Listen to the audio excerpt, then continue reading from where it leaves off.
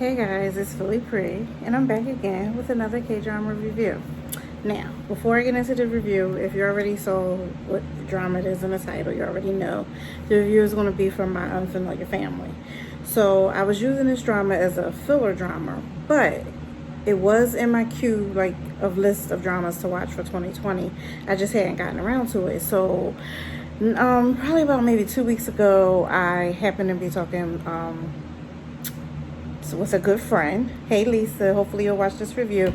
And she was like, Angel, have you gotten around to watching My Unfamiliar Family yet? If you hit, because I'm like waiting for your review, la la la la la. And I'm like, it's in my list, I haven't watched it yet. So she kind of triggered me to be like, you know what, let me watch this. So I did need a filler drama.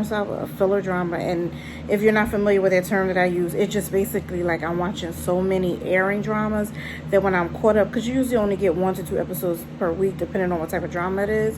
So even if I'm watching 10, that's 10 episodes, that's 10, if I'm watching 5, I should say, that's 10 episodes. So then what'll happen is I'm all caught up on my current dramas, and I'm like, I kind of need something. So I usually pick something that I call my filler drama. So even though this was on my list and I didn't intend for it to be a filler drama, I decided, guess what? That's what I'm gonna use it as. Now that she brought it up, hey, let me check it out. So I've been using it to fill in when I didn't have anything to watch. So I'm gonna jump, now that I got that all out the way, I'm gonna jump right into my review. So the reason why I wanted to watch this drama, and it was already in my queue to actually watch at some point, but I, for whatever reasons, hadn't gotten to it yet, was because of one of the cast members, who is Kim Ji-suk. I'm a huge fan of his. He was in a lot of the dramas when I first got into dramas, the big family dramas, the ones on Mind TV, the 100 episodes, and I just loved him as an actor and the characters that he plays. So he was my biggest reason for putting this in my list to watch. And so yeah, that's my reason for watching it. Now, the drama itself. I don't think I've ever done this. But some people, if they review dramas, they'll do so many episodes, watch so many, and then do a review. My platform is more so hey, I finished the drama, this is what I thought. So I don't always get to cover everything I want to say, because I'm trying to get it all in, and that's the end of the drama, so it's a lot to talk about. But some people may do a review, a mini review, after so many episodes. First time I think ever that I was I need to do a review after the first 6 episodes. The first 6 episodes, I was like, what the heck else could happen? This family is insane. This is dysfunction at its best. I mean, you had a mom who was miserable, talk about a marriage graduation, a father who was angry and had a temper and threw things. You had kids, daughters who hadn't talked in years. You have a son that's just, I don't know, is he happy? Is he not happy? He seems happy because he's the matinee, and that's what they called him, which I thought was adorable. You got the oldest daughter who's married. You got the youngest daughter who the second child. She's a daughter, and she's hasn't dated because she had a horrible 9-year relationship. And okay, so that kind of covers the kids, or some of the kids, I should say. And then you've got this these situations start happening. And okay, so now we want to touch on these situations. Now, you got a father that drives a truck, but he likes to hike. Okay. So he goes on a hike, but he falls and hits a head. Was he going to try to kill himself? Who knows? But that's the impression you get. Then you have your oldest daughter is married, and things ain't going right with her husband, but she seems like she slightly flirts with the male barista at the cafe that's near the house that they live in. But he seems weird, and then he says he knows the husband, and he says to the husband, you better tell her the truth before I do. And it's what? Okay, is the husband cheating? What the heck is going on? I feel like I'm missing something, because that, this is why I was I should do this right now, because these first 6 episodes were so fresh in my mind. But it was crazy. Okay. But then it gets worse. Father gets hurt. He thinks he's 22 again. I'm thinking the mother is cheating with the fruit stand man. The father now thinks maybe that's the case. The mother and father seem to clearly know nothing about each other. Then the father has this, he has amnesia. He thinks he's 22. He doesn't remember anything past that. Then somebody shows up and calls him, I was about to say grandfather, calls him a father. And I'm just like, I'm Jay. And I was like, okay, wait, hold on. So you got another family? So I'm like, so is this why the mom is mad and wants the marriage graduation, which is basically a divorce, but you don't really get divorced, you just start living your own lives? Whew. Then the second sister gets drunk, stays over the older sister's house. In the morning, she's needs to charge her phone. She stumbles upon something she shouldn't have. But apparently, it was meant to be found, but more so found by the wife, because the husband went on a trip, a business trip, a symposium. They go to these conferences when they're doctors, and he leaves his laptop, which, that was strange in itself. So I feel like it was meant to be found, but whoo, child. So the sister finds it, and it's a chat, and she reads it, and the sister comes in, and she's like, on me, don't read this. She closes the laptop. And of course, this sister is very curt, because now they're talking again. I forget exactly what happened, but they started talking again. Because you might be like, I thought they wasn't talking. Because they wasn't.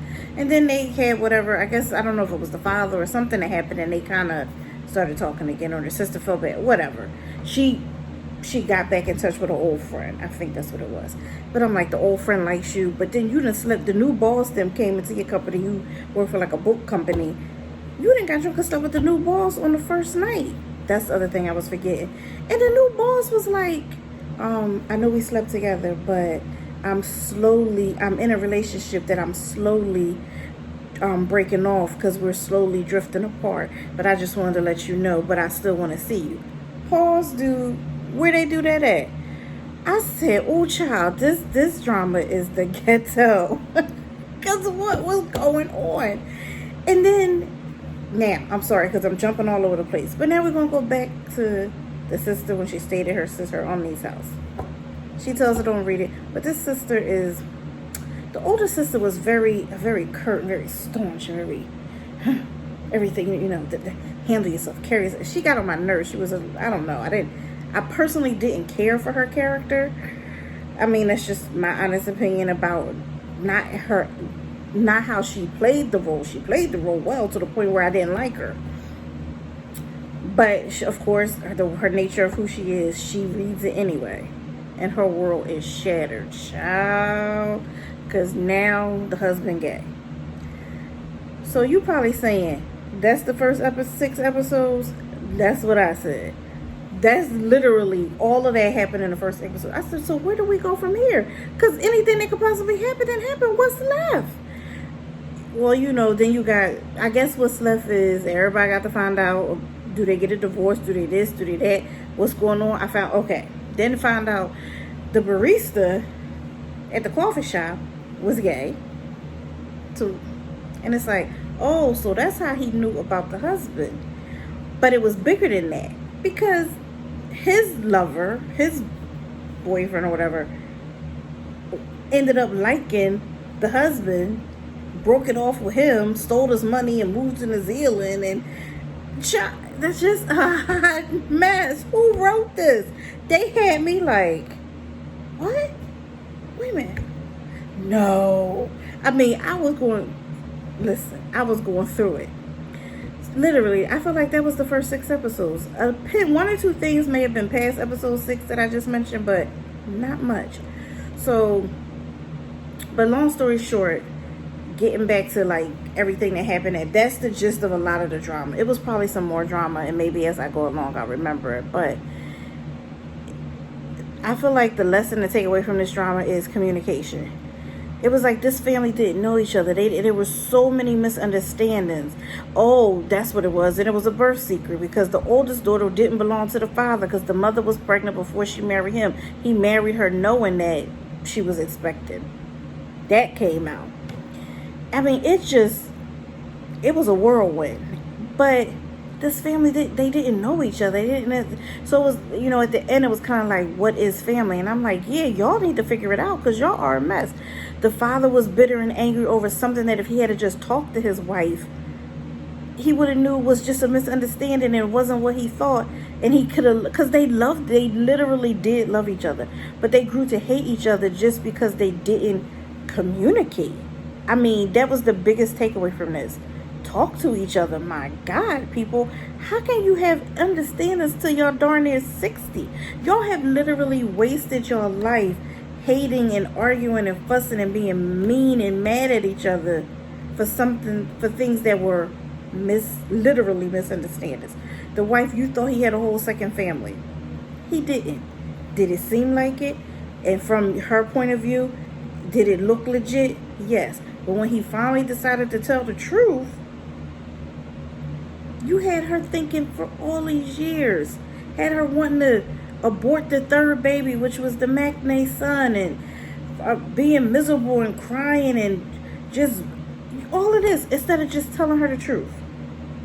That, you had got into, it was some type of accident and you just felt responsible for this young man and, who was being raised by his grandmother. So you took them on kind of like as family. Why couldn't you just say that?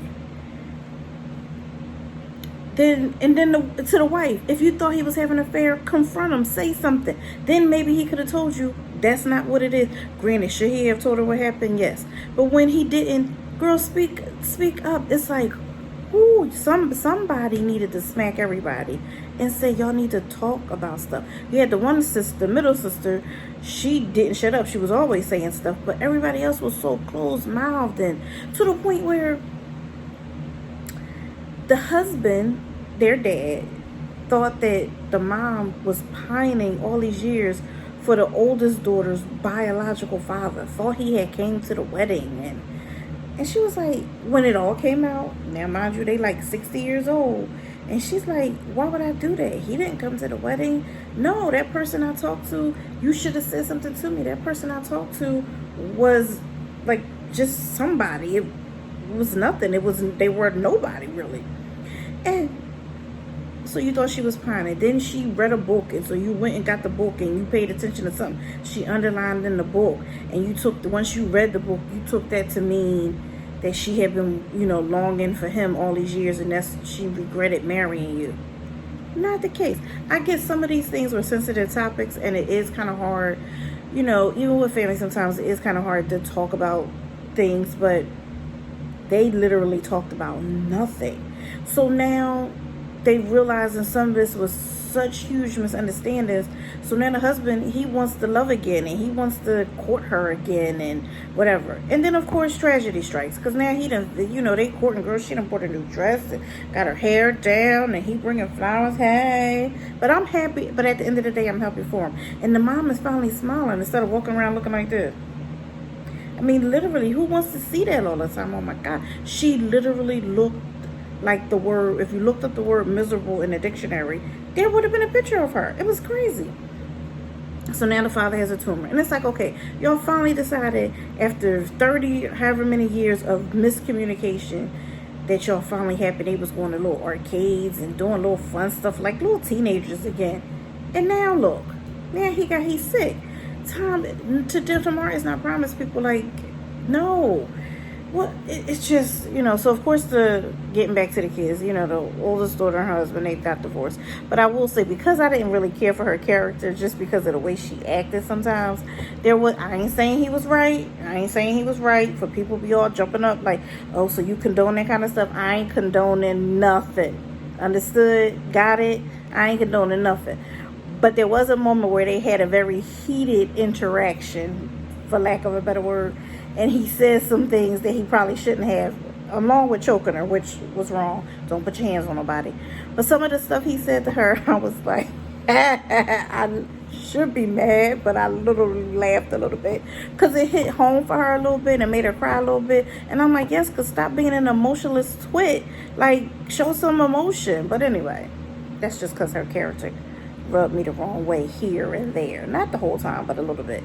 And then let's talk about the Mackney. He just seemed like he just was, but he kept saying he had this girlfriend, and I'm saying, he got this girlfriend. What? He didn't left the family a note. He didn't went to Canada because he gonna start his life, and you don't want to live like his family. Now that I get, because the family has been a hot mess, and I wouldn't want to live like that either. And so he wanted to start new, but the way he went about it was all wrong. Long story short, he got scammed, child. Let me tell y'all, he was scammed. He didn't even have no money to get back to Korea. And he came back with his tail between his legs, as my mother would say. And that's what he get. That's what he get. Again, because he ain't tell nobody. Because maybe if he had to talk to people and been saying some of the stuff that was going on, people would have been like, that don't seem right. That seemed kind of fishy. But you kept it to yourself. That's what happens, people. Sometimes you have to talk to somebody. Because maybe you can't see the forest for the trees. I'm just saying. And then, but that little, okay, so the middle sister had a best friend. They had stopped talking, but they found each other again. Yeah. He was actually her baby brother's, the Mackney's boss, photography place. But there was this little chick that worked there. Irked my soul. In the end, she kind of was very helpful because she was perceptive about some things, and she helped out with the situation with the Mackney when he went to Canada and couldn't get back. But when she went through his phone and then said all this stuff to, Eun-hee, which is the second oldest, and was just like, literally stuff she shouldn't know, she said to her. So of course, now she thinks like her best friend told her business to one of his office workers.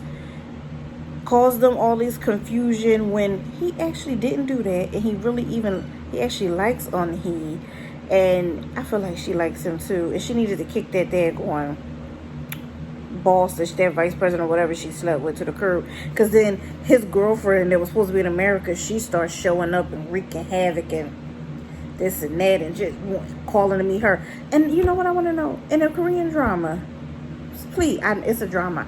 I'm saying this, it ain't gonna stop me from watching it, but I'm just saying, just because somebody call and say they want to meet you, you ain't gotta say no. So after you meet the person for the first time and then you realize who they are and you catch it, if they ask to meet me anytime after that, no, you can't meet me. How about bye? I ain't got no time. I already know you don't mean me no good. But that's what keeps the drama going. So anyway, all that to say, these episodes was just like, what? Now they were long. They were definitely over an hour. So a couple of them was like a struggle. I was like, okay, come on, y'all, get to the point, because I'm ready for this episode to be over. It was like kind of draggy, but like, okay, move it along. But for the most part, not so bad.